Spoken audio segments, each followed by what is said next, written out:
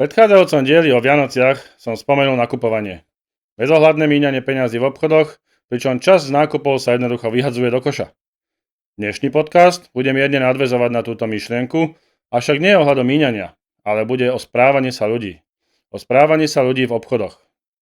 Vítam vás pri dnešnom podcaste Bezohľadnosť ľudí v obchodoch. Dnes ma dostáva situácia, ktorú zažívam pravidelne. Nie je to nič okolo politiky. Nie je to nič o dvíhaní cien. Sú to rohlíky. Obyčajné, bežné, mäkké rohlíky. Tie, ktoré väčšina z nás raňajkuje, či dáva svojim deťom na desiatu. Rohlíky a bezmozgoví ľudia, ktorí ich chytajú, prekladajú. Prehrabávajú bez rukavíc a zanechávajú na nich svoje stopy. Ako keď psi prečúravajú pachovú stopu jeden po druhom. Bezohľadnosť, sobeckosť a arogancia ľudí v obchodoch s potravinami, to je v dnešnej dobe už level extrém. Sme v bode, keď už nehľadáme tých zlých, ale tých pár normálnych. A to teraz nehovorím, že sa musíme všetci priamo rešpektovať a uctievať. Stačí, keby sme boli voči sebe ohľaduplní. Najčastejšie problémy arogancie a chýbajúcej spolupatričnosti, respektíve ohľaduplnosti voči ostatným, si všímam v obchodoch najmä v rámci nasledujúcich situácií. Poprvé, chytanie pečiva holými rukami. Však všetci sme asi sterilní, všetci sme práve prišli z nemocnice, kde nás práve vybalili z ochranného obalu. Po druhé, vozenie detí v nákupných košíkoch. Ale nie v priehradkách na to určených, ale priamo v časti košíka, kam si dávame svoj tovar. Po tretie, státie uprostred uličky a debatovanie s kamarátom či kolegom. A keď chcete náhodou prejsť, vraživé pohľady, prečo ich jednoducho neobídete predsa. Po štvrté, správanie sa, ktoré je bezohľadné voči pracovníkom a majiteľom obchodov, a s tým priamo súvisiace rozhadzovanie ovocia a zeleniny. Čiže súťaž, kto sa pri hľadaní toho svojho vysnívaného produktu dostane čo najhlbšie na vyloženej palete. Posledné, po piaté, jedenie tovaru počas nákupu, skôr ako ho zaplatíme. Rodičia veľmi radi obdarúvajú svoje deti cudzím tovarom. Ešte vyšší level je odhodiť prázdny obal do regála a takto sa cestou pokladne nažrať na účet obchodu. Tak vám to teda trochu rozoberiem a poviem, aký a prečo mám na toto svoj názor. Ako prvé som spomenul chytanie pečiva holými rukami. Téma ma napadla dnes ráno, keď som si šiel kúpiť nejaké pečivo domov. Pre seba, pre svoju rodinu. V obchode vidím pán v rokoch, pravidelne stojaci a popíjajúci pred obchodom poldecák v plastovom kelímku. Hlad ho zahnal kúpiť aj niečo netekuté. Prehadzuje celú poličku, aby našiel svoj vysnívaný rohlík. Samozrejme, bez rukavíc, holou rukou, tou, čo si vonku pred obchodom škrabal riť alebo gule pri postávaní s kumpánmi. A tu vidím ten problém krát 2. A prečo?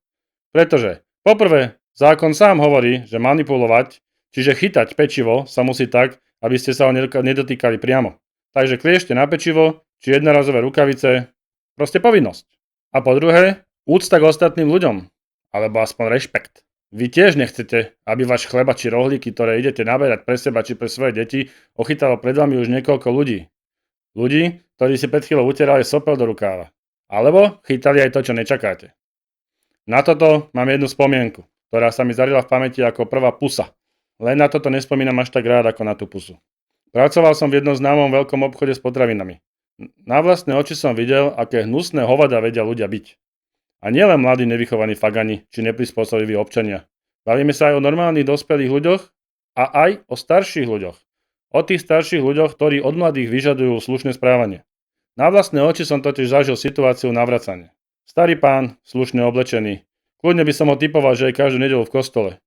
Prišiel na záchod v čase, keď som tam dusil toho svojho gašpara a ja. Vymočil sa vedľa mňa do pisoára a bum!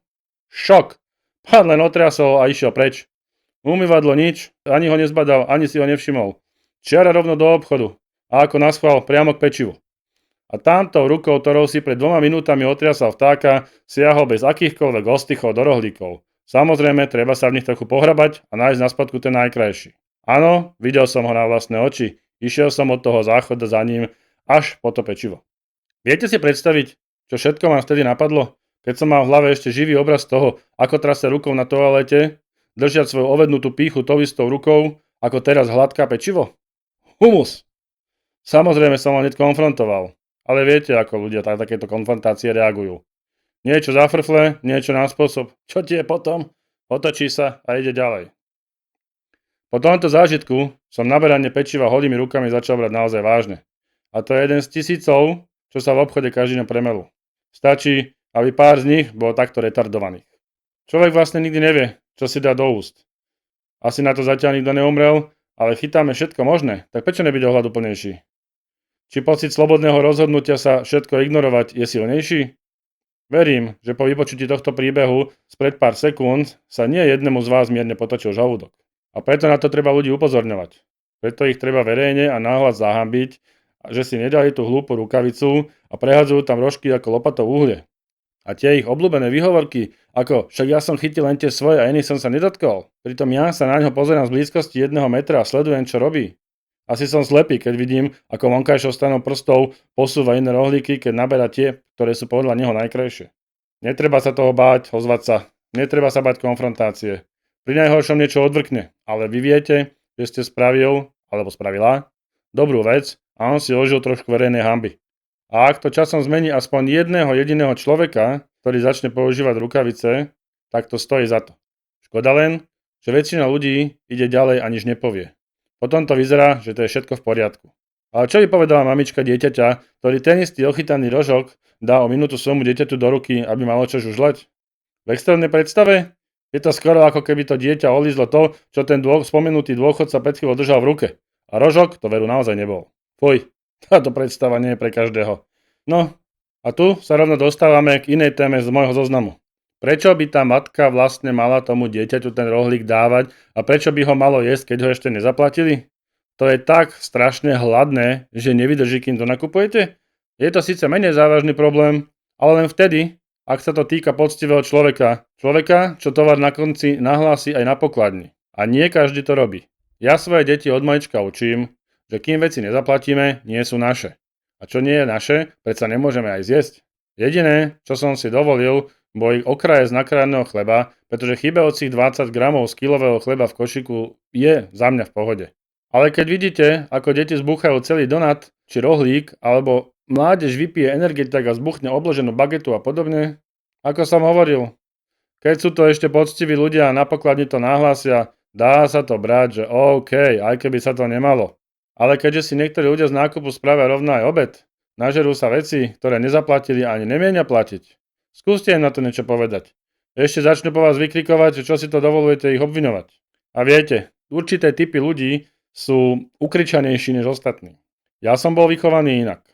V minulosti to bola regulárna krádež. A keď som ja ako puberták ukradol v lokálnych potravinách slané tyčinky v hodnote pár korún, tak som nie len, že dostal preplesk po papuli, oni ma vyťahli von za golier, nahúčali na verejnosti mi pred všetkými, ktorí tam boli, spravili mi nesmiernu hanbu. A nielen to, dostal som zákaz vstupu do obchodu. Ako náhle som tam chcel vstúpiť, rovno ma vyhadzovali.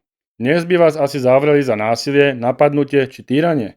Ale pritom ma takáto skúsenosť naučila viac ako 10 psychológov. A dnes obchody vám poďakujú za nákup a tešia sa na ďalšiu návštevu. Možno aj zľavový kupón dostanete, aby ste prišli znova. Síce za to môže pravdepodobne zvrátená kapitalistická doba a snaha obchodníkov vyhovieť za každú cenu, ale dôstojnosť ľudí a čestné správanie sa tak nejako vytratila s nástupom slobody. Čo už? A to je bol príliš jednoduchý a idylický svet, keby ľudia v obchodoch robili iba drobné blbosti. Nie, oni majú aj ďalšiu špeciálnu kategóriu ignorantského správania sa.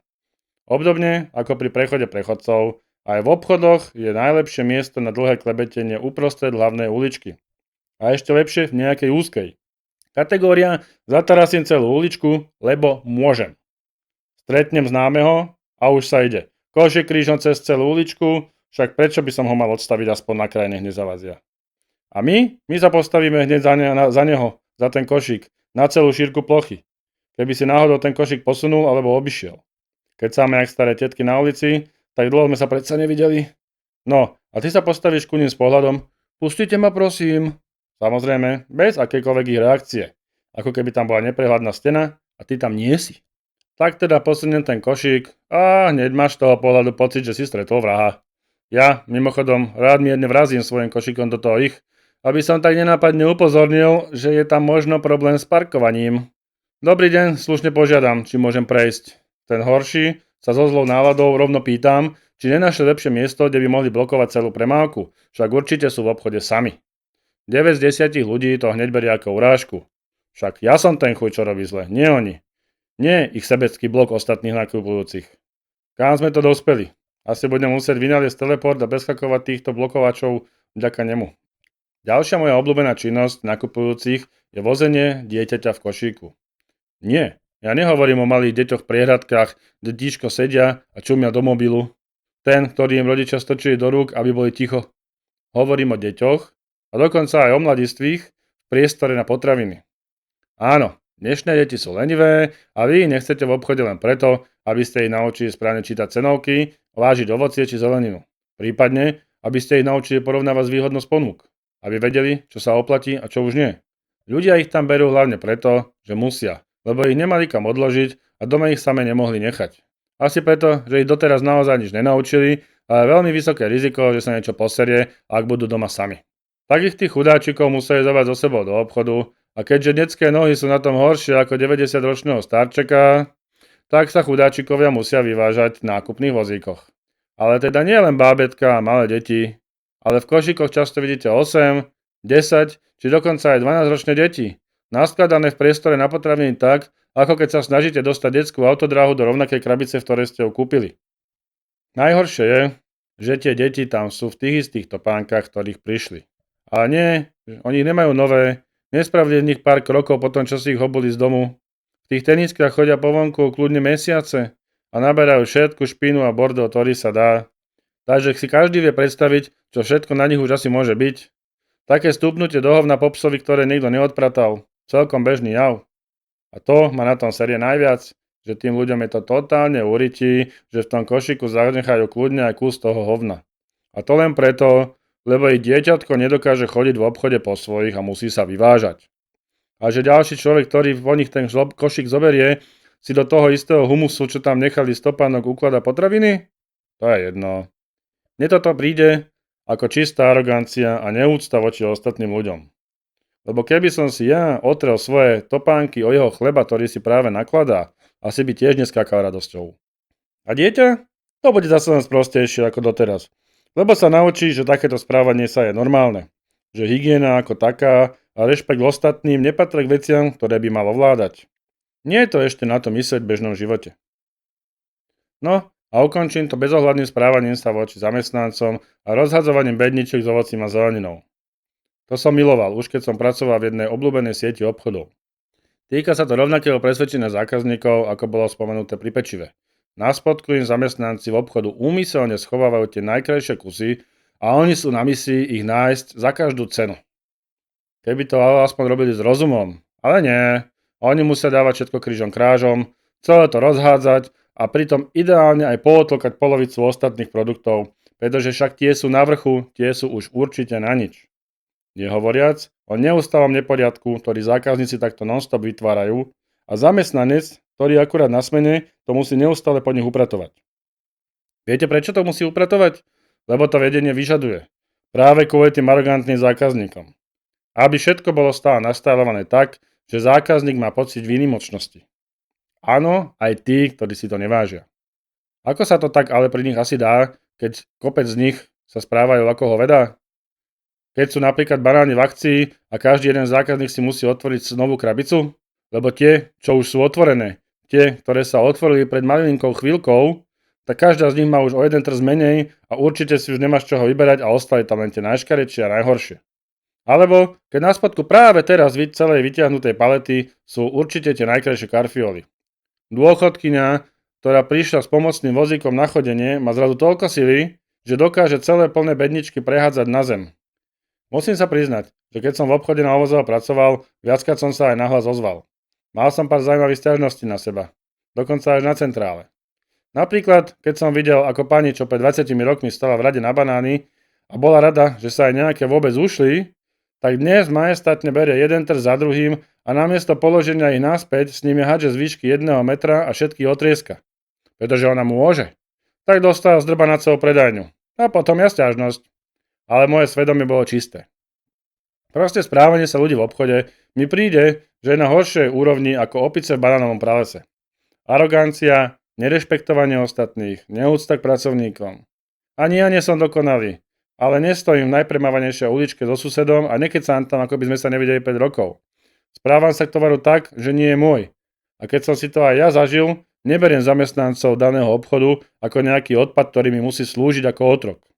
Hlavne, keď ten istý človek, ktorý to tak berie, pracuje v úplne inom obchode s iným sortimentom a tam so sklopenými ušami lezie ľuďom do ryti, aby si zaslúžil rovnakú výplatu, ako má ten zamestnanec potravín, ktorým pohŕda. Nie je to len o tých ochytaných rohlíkoch. Nie je to len o špinavých košíkoch a nezaplatených zjedených potravinách.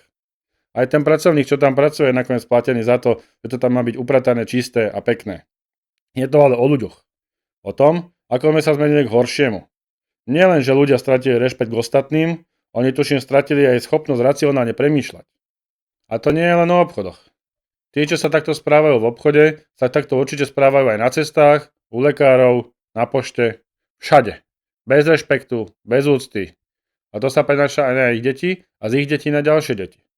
A potom idete po ulici, ako dospelák pozdravíte prvý, čo by sa diať nemalo, a to dieťa na vás pozerá ako vyjavené, že čo to vlastne bolo? Že by vedelo, že má odzdraviť? Nebuďte smiešni, však to je nad jeho úroveň. Aký na to máte názor vy?